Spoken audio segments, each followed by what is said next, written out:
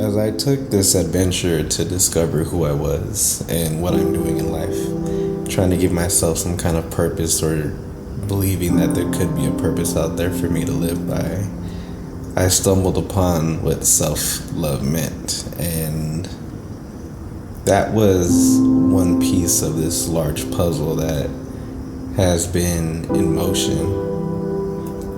Learning something that was extremely impactful to my mind and to my well-being was the belief that God created you in His image. God created you with everything that you could ever have from within. To hear something like that is one thing, and to truly believe in it and to apply that to your life is a whole nother thing. And I felt that disconnection was learning how to love who you are, learning how to embrace yourself, which in Christianity, it's learning how to love and embrace Jesus, which is, in theory, the way of you learning to love and embrace who you are, because you were created by God, and you cannot love anyone else unless you love yourself. And those teachings were out here to teach you how to learn how to love yourself, because when you love who you are, you take risk in life. When you love who you are, you don't fear. You have courage, you have strength. When you love who you are, you ask for things, you request things, you demand things, and a majority of the time you're going to receive them. And that has been a huge impact in my life, learning how to establish my boundaries and my tone in life, learning how to create life at my pace, to hear things such as prosperity, I've had it from within, fulfillment, I've had it from within, purpose is whatever I decide to have it be, joy is within, peace is within, alongside anger, pain,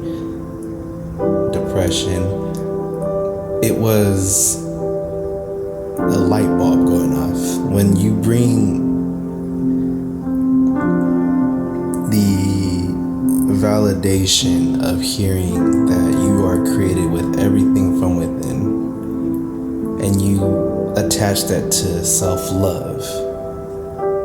That equals invincibility. That equals God. That equals flowing with God. That equals the ability to clear your mind and your thoughts to focus on what really matters in life.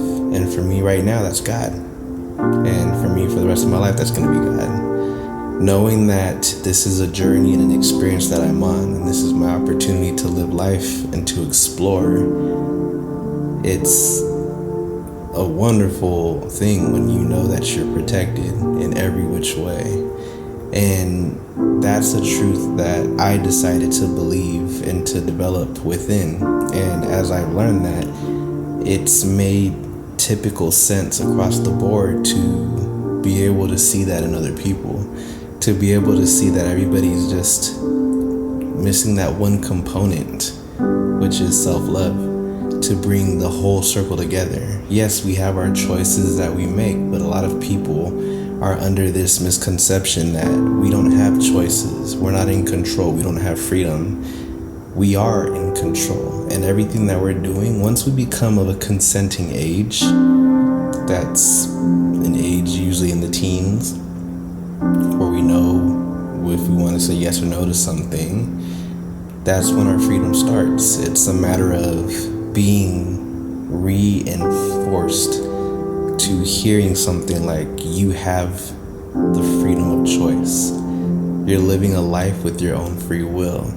These are powerful words. These are powerful terms and messages that I've been embracing. And it's life-changing. Every day is a new day. It's a journey. And it's going to take time. This is definitely a lifelong journey. But it's a ride. And it's a ride where You go through phase one of life thinking that you have to be like everybody else. Well, this is from my personal experience. I went through phase one in life thinking I had to be like everybody else. I had to talk like everybody else. I had to dress like everybody else.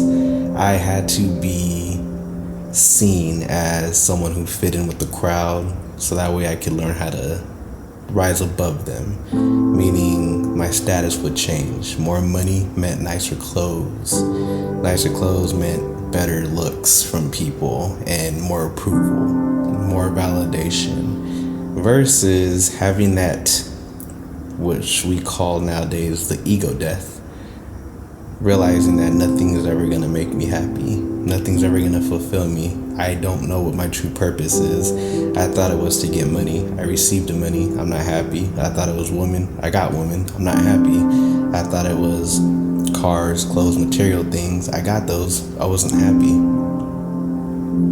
So what was I to do versus just saying I'm done with life, let's end this, or let me just be a slave to this life? Or option 3 was to learn what the heck self-love was, and to understand that I've been living a life so fast that I wasn't able to slow down and embrace what the true meaning was. You are created with everything from within. Your joy, your peace, your happiness, your fulfillment is within. When you love who you are, you don't abandon yourself. You don't reject yourself. Meaning, if you get rejected or abandoned by people in life, you learn to look at them and say, wonderful, please go off and find joy for yourself. I don't want someone in my life who does not want to be in my life. I don't care for people who reject me because I love who I am. So I don't see your rejection as a problem. I see that as you are free to go do whatever you want now. And this is something that's blown my mind, and I will definitely continue to go down this rabbit hole more. And it's nice to know that we can expose ourselves to this in today's life, because society in 2023, we're on something right now, and be it good or bad, there's change, and it's right here in front of us. Learning to live from a place of a foundation and a grounding. For me personally, being able to attach that to God made all the more sense to love who I was, embrace who I am, and pray to my God, my Creator, that I have the ability to continue to activate my internal joy and peace, to not be reliant on other people, and to allow people who come in and add joy to my life, to allow people to come in who add peace to my life, versus having to try to find someone's inner core while I'm trying to find myself, and we bicker and argue about it. We lose relationships, lose touch, we become emotionally abusive to one another. It's not the way life should be, but that's the way it is.